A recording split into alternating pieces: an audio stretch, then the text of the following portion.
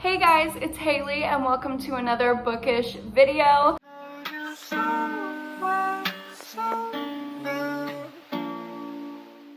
Today we are going to be going through my August TBR. This is everything that I plan on reading in the month of August. I am hosting a readathon in August. It's going to be the first 2 weeks, and that is the Enneagram readathon. If you missed that announcement, I will link it up above and down below in the description. I would love if you guys could participate, and if you want to participate and you know your Enneagram number already, go ahead and join the Discord, join your team.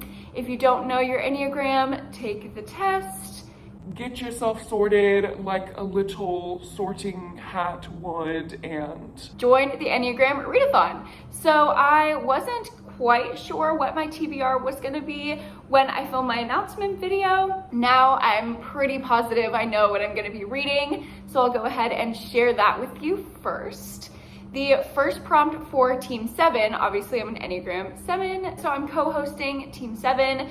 The first prompt is to read a middle grade. So for that one, I'm reading The Mighty Heart of Sunny St. James by Ashley Herring Blake. And this came highly recommended to me from one of my besties on BookTube, Jess from Books Past Bedtime. She raves about this book, and I actually haven't read a middle grade since I was middle grade reading age, so it'll be really fun to get back into it. And this book follows Sunny St. James, as you can tell, and it looks very summery, so I'm excited to read it in the last month of summer.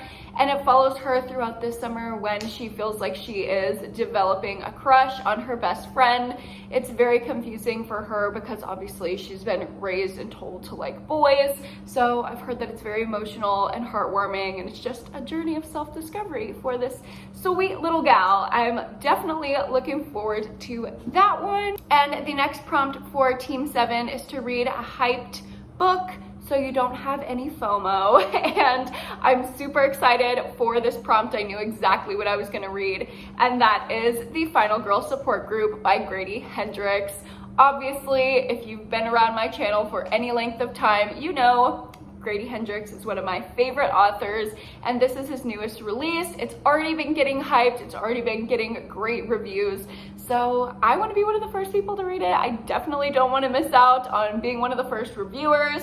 And this one really reminds me of Final Girls by Riley Sager, which is another one of my faves. I love Final Girls. It's what got me into Riley Sager, and I know that's an unpopular opinion, but we love Final Girls on this channel. And obviously the Final Girl Support Group, this book is about Final Girls as well. It is about a group therapy, like support group run by therapists for all of these final girls. And if you don't know what a final girl is, it is the one remaining girl that survives a tragedy or a massacre, and they're all together, and all of a sudden one of them goes missing from the support group. So they're getting like picked off one by one. There's a serial killer who is targeting these final girls, and that just sounds like an amazing premise. I freaking love Grady Hendrix' writing style, so I pretty much know this is going to be one of my favorites of the year, and if it isn't, it's definitely going to be my biggest disappointment. So a lot riding on that one. The last prompt for Team 7 is to read a book with a trope or some type of thing that you've been recently obsessed with. So for that prompt, I'll be reading Mine by J.L. Butler, and this is a dark and thrilling, suspenseful romance. I have never read a dark romance before, but it sounds completely up my alley, so I'm ready for it. This is also part legal thriller. You guys know I've been obsessed with legal thrillers since I can remember, honestly. And it says on the cover, this is a novel of obsession. So that is one of the tropes that I'm reading this for. But I've been obsessed with books about obsession, about stalkers. Y'all know You by Caroline Kepnes is one of my favorite books of all time. So very excited to get into this one. It follows a divorce attorney, and she actually ends up falling for one of her clients. So this guy that's divorcing his wife, and then his wife ends up going missing, assumed dead, and she's like, wow. am I falling in love with a murderer who is also my client? So that just sounds like a messy and toxic situation. Y'all know I'm always down for messiness and toxicity, so completely ready for this one. And then the group book for Team 7 is The Push, and I don't remember the author, but I'll put her up here. I don't have her in my possession yet, but she'll be coming in my August Book of the Month box, so she will be here in time for the readathon. And this follows a mother who has a child, and she's very excited about the prospect of being a mother, but her daughter isn't exactly what she was expecting. She's kind of like a little demon child, and our main character has a lot of trouble connecting to her daughter. So it's about that. I love the creepy child trope in like horror movies and thrillers, but it's very rare that it's ever done well. So I'm excited to see how this one does. This one's gotten rave reviews and super hyped, so I have high hopes. All right. After the readathon of the last 2 weeks of August, I just want to let myself mood read. It's going to be the start of my last semester of grad school, so I know I'm going to be stressed. I'm going to be studying to take the national counselor exam and all my finals, and transitioning from like an internship to like a job. So it's going to be very stressful, and I just want to let myself mood read. But I do have an idea of a few books that I definitely want to prioritize this month, and the first one is Her Last Move by John Mars. And we know that I've been working my way through John Mars' backlist so I can do a ranking for y'all. I didn't realize how big of a task that would be. He does have quite many more books than I was expecting, so thanks for all the reading material, John. But I am liking most of them. It's kind of a mixed bag, so that ranking video should be a pretty good one. And this one follows two perspectives. One of them is a serial killer, and he's obviously out here killing. It's kind of like a Joe Goldberg situation where you're following from his perspective, seeing all of the things that he's doing that are obviously wrong, but he's justifying it. And then we're also following a police perspective, and she's trying to catch him, and I think simultaneously he's trying to hunt her down. That's what I gathered from the description. The description is very vague, so we'll see what happens. I like when thriller descriptions are vague because that will mean that every twist, even the teeny tiny ones, like 30 pages in, are gonna catch me by surprise, and I love that. The next book I'm looking forward to getting to in August is Hang the Moon by Alexandria Bellafleur, and I've heard really great things about this book from Gabby Reads, and it just sounds so charming. I know this is the second one in a romance series, but I just had to jump to it because it sounds so good.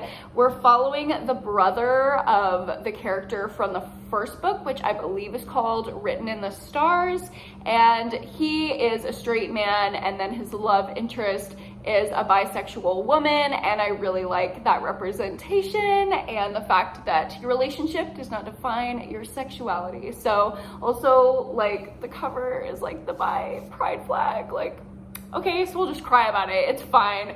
And I think this trope is like childhood friends to lovers, because they like grew up knowing each other, and then they're, I don't know if it's like fake dating or if they're like, oh, we're just hanging out and like recreating iconic dates. No matter what it is, I know it's gonna be adorable, and I'm probably gonna cry, so there's that. A recent pickup at Target that I just had to go out and buy on release day, which has an exclusive Target prologue, which I'm very excited for, is Such a Quiet Place by Megan Miranda. Megan Miranda's thrillers are pretty hit or miss for me, but we know I love a dramatic suburban thriller where all the moms in the neighborhood are just gossiping and there's just toxic drama. That is what I live for, and that is the premise of this book. Megan Miranda has been getting weird with her thrillers, so I'm kind of excited to see her go in a more domestic direction. I've heard good things about it. I'm excited for it. Even if it sucks and it's just average, I like an average suburban thriller. Even if it's, you know, not the best, I'm gonna have a fun time with it. This is following a little town where a year and a half ago, a double homicide took place. So all of the residents are wanting to move away. It doesn't feel safe anymore, but obviously they're having trouble selling their houses and getting out because nobody wants to move to a place where there was literally just a double homicide. And the killer who was convicted of this double homicide actually just got released, like the conviction was overturned. So she's moving back into the house in the neighborhood. Everyone's freaked out. Everyone's trying to figure out if she's not the killer, who the real killer is. It sounds very classic murder mystery with that little modern thriller twist, which is what I love, so high hopes. And the last book I'll be hoping to get to, if I can, in August is The Arrangement by Robin Harding. Robin Harding is kind of the next person I have set my sights on for my author backlist ranking series, and I've been really enjoying her books lately, so I want to get this one checked off as well, and then I'll have to read her new release when I can get my hands on it, and then I can get that ranking video out for you guys. I know y'all are constantly asking in the comments, when is the next ranking video? When? Y'all, they take a long time. I have to read an author's entire backlist, so I'm really working on it. Y'all see me in these TBRs, like I'm really trying my best to get these videos out for you guys, but I only have 2 more, this one and the new release, and I can do the Robin Harding ranking. And this one follows a young girl, I think she's in college, like undergrad, and she is hurting for cash, so she decides to get a sugar daddy. And he's married, he has kids, but he's like, you know what, I'm just gonna have this little gal on the side. And eventually she becomes obsessed with him and starts trying to destroy his life if he won't leave his family to be with her. That sounds just wild. Again, toxic drama, we love it. Anyone else on messy TikTok? Because that's what I live for, and that's what this book is giving me. So very excited for that. All of these books sound really amazing. I think I'm gonna have a good reading month in August. At least I hope I do. And thank you guys for watching all of my reading plans. If you enjoyed this video, go ahead and give it a like and subscribe to my channel if you haven't already. And I'll see you guys in my next video. Bye.